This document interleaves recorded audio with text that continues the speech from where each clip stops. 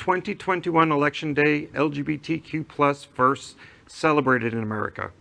State and local elections Tuesday yielded some notable LGBTQ plus firsts and some important re-elections. Detroit elected its first out LGBTQ plus city council member. Gabriela Santiago-Romero, a queer woman who grew up in the city after immigrating from Mexico, was elected from District 6, easily defeating Hector Santiago, no relation. There was no incumbent in the race. She is a Democrat, but city council elections are officially nonpartisan. A longtime community organizer, she is the first Latinx woman,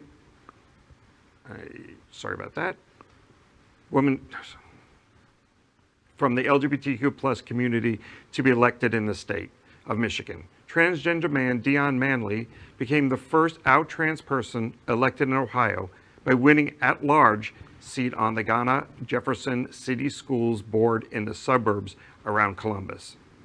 There were just 5 other trans men elected in office around the nation. One of them, Phillipe Cunningham of the Minneapolis City Council, lost his bid for re-election Tuesday. Do you have it? Christopher Coburn, a queer man, was elected to the Bozeman City Commission in Montana, making him the first Black member of the LGBTQ community to be elected in that state. All the winning candidates were endorsed by the LGBTQ Victory Fund. Well, we told everybody we're live and we're having a teleprompter issue here. The elections yesterday, what do we think in terms of some of the results? It was kind of a mixed bag. Very happy about the first Latinx woman, the first Black trans in the other state, but not enough. And what happened in Virginia, geez, I mean, what a letdown. Yeah, we're going to talk about Virginia. I also want to find the positive or the silver linings. How great is it? How powerful is it that so many trans politicians are now coming out and running for office? I love to see that. That's activism. That's how we create change. Fine, we didn't win every election, but we're winning some. And we're making change by doing it. So and we're neutralizing the LGBTQ as a non, we were talking before about a non-label.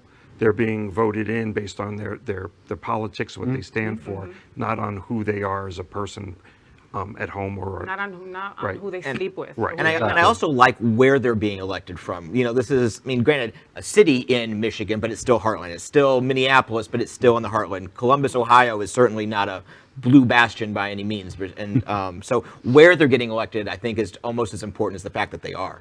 You know, and I also echo Victor's observation of the that we like, whether they win or lose, we like to see them on the ballot.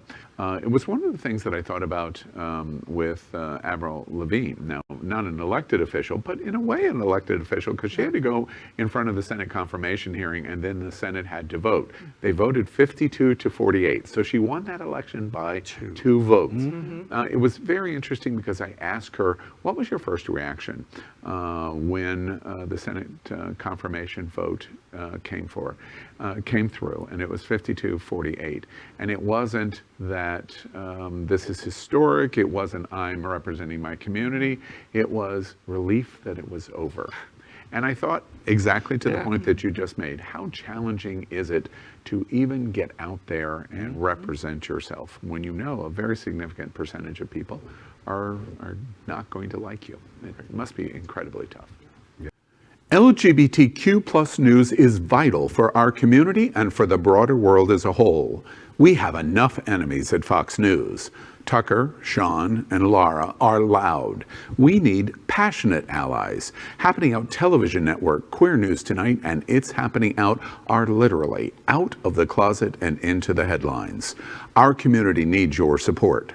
Like this broadcast and subscribe now to ensure the growth of the entire LGBTQ plus